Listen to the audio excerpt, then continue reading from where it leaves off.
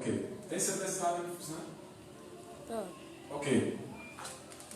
Então, eu dizia, segredos para o sucesso do ministério. Começamos primeiramente a falar sobre 3 passos de sucesso do ministério de Jesus. O primeiro passo é o batismo. Jesus batizou tanto na água quanto no Espírito. Na água foi batizado por João Batista, no Espírito foi batizado pelo próprio Deus. Quando Jesus foi batizado na água, a Bíblia diz que o céu abriu e uma pomba desceu sobre seus ombros. Ombro no lugar de quê? Da autoridade. Depois da pomba descer, uma voz do céu soou e disse: esse é meu filho amado, em quem tenho muita alegria. Isso quer dizer que Jesus, depois de ser batizado, confirmou-se publicamente que ele era filho de Deus e tinha permissão do Pai para fazer a obra de Deus. O segundo passo de sucesso do ministério de Jesus chama-se a preparação. Aqui estamos a falar de programas de ordem superior. Eu dizia que à luz da Bíblia existem 2 programas de ordem superior. O primeiro programa é jejum e oração. O segundo programa é vigília e oração. Vigília e oração é para você estar atento. A Bíblia diz em Lucas 22:46: orai e vigiai para que não entreis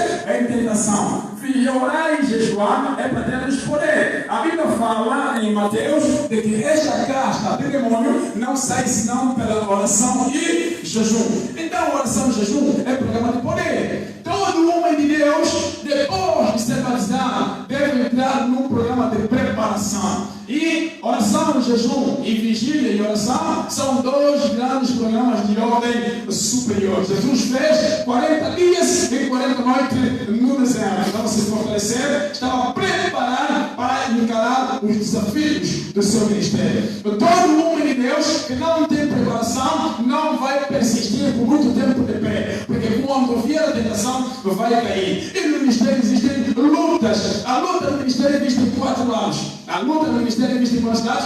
Em 4 lados. A primeira luta do ministério chama-se tentação. Depois de Jesus ser batizado e ter feito o programa de 40 dias e 40 noites de jejum, a Bíblia diz que ele foi o quê? Foi tentado. Irmão, a tentação se vence. A tentação é primeiro para vencer. Por detrás da tentação está a aprovação de Deus. Quando você está sendo tentado por Satanás, você tem que vencer. Porque detrás da tentação, Deus também está fazendo. Está te provando. Apóstolo Paulo falou em 1 Coríntios que não vem tentação sobre vós, senão humana. E Deus é fiel que depois da tentação te dá um escape. Isso quer dizer que quando Satanás te tenta, você não deve cair, deve vencer. Você vence a tentação e você vence a tentação diante de Satanás e diante de Deus você sai aprovado. Está me entendendo? O ministério tem 4 lutas principais. Primeiro, tentação. A segunda luta do ministério chamamos de perseguição. Jesus depois foi perseguido. O porquê que nos perseguem por causa do ministério? Porque o ministério é riqueza. Quem tem ministério tem uma riqueza. Então, se você tem riqueza de Deus que é para benefício das almas perdidas, com certeza Satanás vai te perseguir. Porque o ministério em si é um meio de salvação. Então, a segunda luta do ministério chama-se perseguição. A terceira luta do ministério é uma luta normal na vida cristã. Chamamos de quê? Aflição. Digam comigo, aflição. A quarta luta do ministério chama-se tribulação. Tribulação é que é um sofrimento da fé, tanto por fora ou quanto por dentro. Amém? Tribulação é um sofrimento que te afeta tanto por fora quanto por quê? Por dentro. Amém? Amém. Apóstolo, terminou de dar um monte mais para sentar aqui. Apóstolo, está muito bom. Eu estou acompanhando e está muito bom. Ok. Amém? Glória a Deus. Então, no ministério nós temos 4 lutas. Temos que, primeira luta, tentação. Você tem que fazer o quê? Tem que vencer. A segunda luta é qual? A perseguição.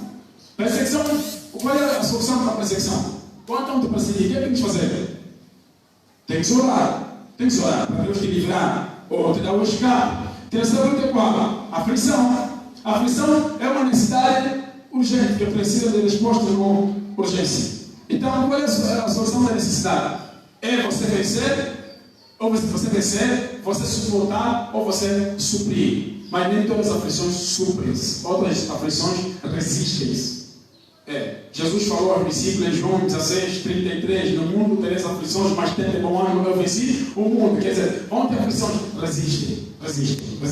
E a quarta luta da resistência vai ser a tribulação. É uma luta que ocorre tanto por fora quanto por dentro. Que benção, não é verdade, irmão? Que benção. Estamos a falar sobre o segundo ponto de sucesso no ministério de Jesus. Jesus, quando foi jejuar e vigiar 40 dias e 40 noites no deserto, aquilo representou crescimento espiritual. Ele cresceu na graça. Porque, à luz do livro de 2 Pedro 3,18, Pedro disse: crescer na graça e no conhecimento de nosso Senhor Jesus Cristo. Então, espiritualmente, nós crescemos em dois lados.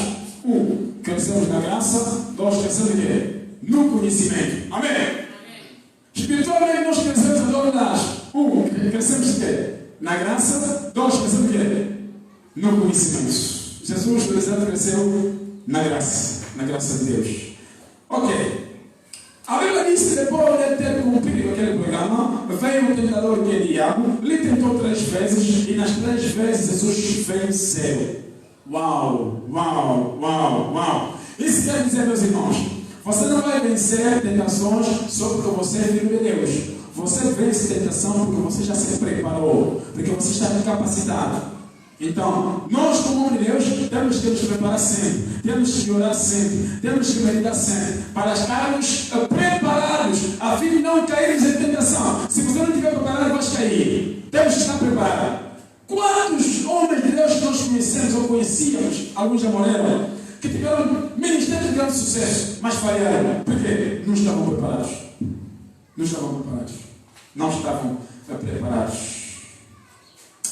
Bem, vamos rapidamente para o último passo do sucesso no ministério de Jesus. O último passo do sucesso no ministério de Jesus chama-se fazer missões. Digam comigo, fazer missões. Mais uma vez, fazer missões. Mateus 4, 12 a 25.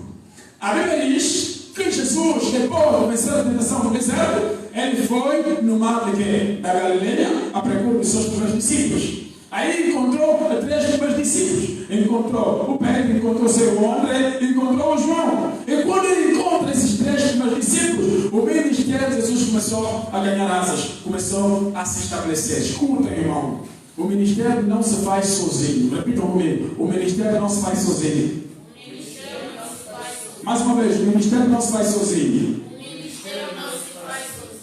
Olha, recentemente nós demos a 5ª edição de capacitação de líderes da CIMIDIA, aqui em frente da Rádio Cabinda, e eu dizia naquele lugar que as primeiras igrejas que começaram, as primeiras igrejas depois da igreja primitiva, essas igrejas fracassaram. Por quê? Porque eram igrejas que só tinham um único líder. O próprio líder levantou e começou a pregar. Quando ele morre, a visão dele também morre. Todo líder, ele tem sucesso no ministério quando ele é acompanhado de liderança.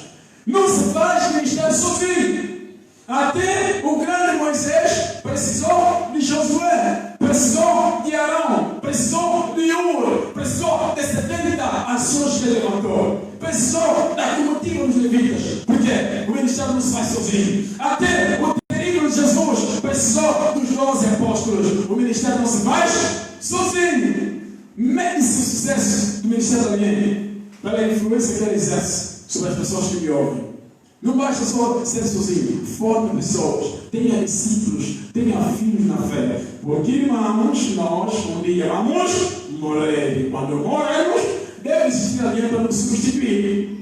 O profeta Elias era um homem de Deus que sempre andou sozinho. Quando já estava declinado sobre o ministério, Deus disse: Elias, vai até um lugar X, vai se encontrar um homem pastor ovelhas, lhe chama para andar contigo. Ele foi, ele encontrou Eliseu, disse: Eliseu, Deus manda dizer, deixa que me seguir. Eliseu disse: eu tenho que me despedir para o meu pai. Elias disse: vai, eu te acompanhar. Me acompanhou, e depois Elias andou com Eliseu. Até quando Elias foi levar, Eliseu viu e deu sequência da visão de Elias. Estão me entendendo?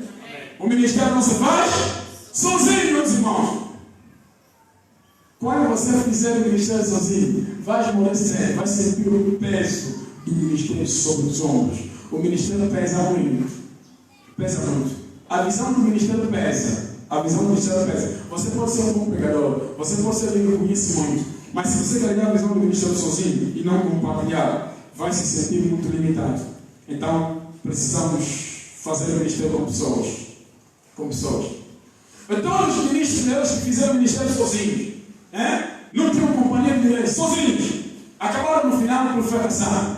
Até mesmo o inteligente apóstolo Paulo. O inteligente apóstolo Paulo, ele teve também os seus discípulos.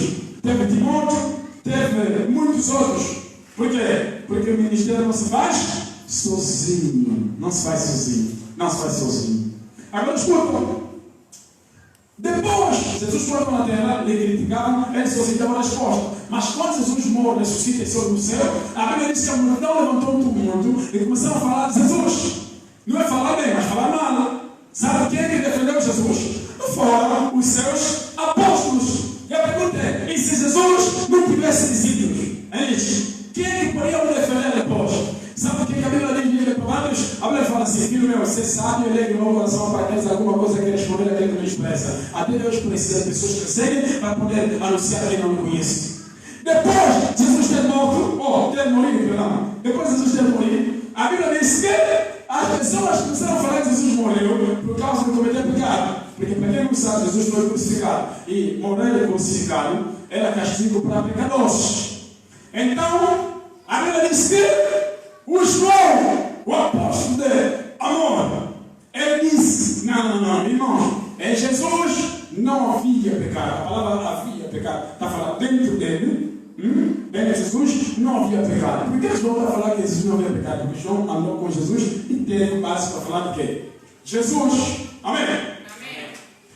Vem também Pedro. Pedro era um apóstolo de ação. Pedro disse: Jesus não cometeu pecado. Olha só o verbo. Olha os verbos. João disse: em Jesus não havia pecado. Pedro disse: Jesus não cometeu pecado. Depois mais tarde veio o apóstolo Paulo. Paulo disse, a ponta de inteligência, disse: Jesus não conheceu o pecado. Paulo, apóstolo de inteligência, disse: Jesus não conheceu o pecado. Não se faz sozinho no ministério. Amém? Olha, houve um tempo aqui em Cabina que eu estava tendo muito de filhos na fé. Estava tendo muito de filhos na fé. E eu não tenho vergonha de falar isso. Há um apóstolo, meu amigo, o apóstolo Ronildo Pereira Shalom. Ele me disse assim: mas apóstolo, estás a ter muito de filhos. Você quer ter quantos filhos, afinal de contas? Eu disse: nem todos vão permanecer, outros não vão ficar. Amém? E nós, quando estamos a servir, temos que aproveitar e formar pessoas. Tinha meu filho, tinha muitos discípulos, se você quiser. Porque o sucesso do teu ministério mede-se aí. Jesus não deixou igreja, não deixou livro, porque ele não escreveu livro. Mas depois da morte dele, sabe quem é que testificaram Jesus? Sabe quem é que falou que Jesus foi grande homem? Foi filho de Deus?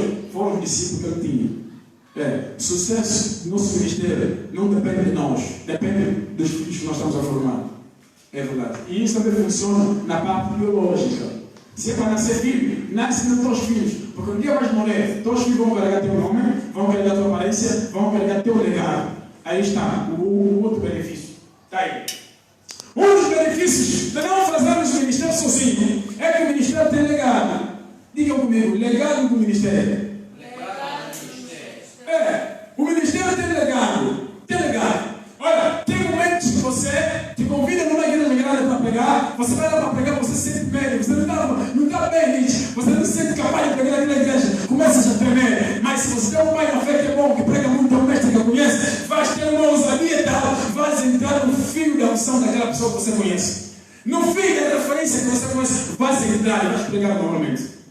Eu conheço um apóstolo aqui em Cabideiras, é esse. No dia que ele ouviu falar que eu sou apóstolo, ele me chamou e me mediu capacidade. E eu disse: não, também quero conhecer esse homem. Eu perguntei: teu pai é quem? Ele disse: meu pai é Ardina Bala. Eu disse: meu Deus, então esse senhor prega. Quando eu vi a pregar, ele estava pregando numa nota muito elevada nisso. Mas aquela nota eu não consigo pregar. Sabe o lá no fundo eu disse: meu Deus, é mesmo filho desse trabalho. Amém? Aí está. É importante termos companheiros de ministério, filhos da fé e discípulos para mantermos nosso legado. Vocês, por exemplo, quando um dia terem esses ministérios, vão ter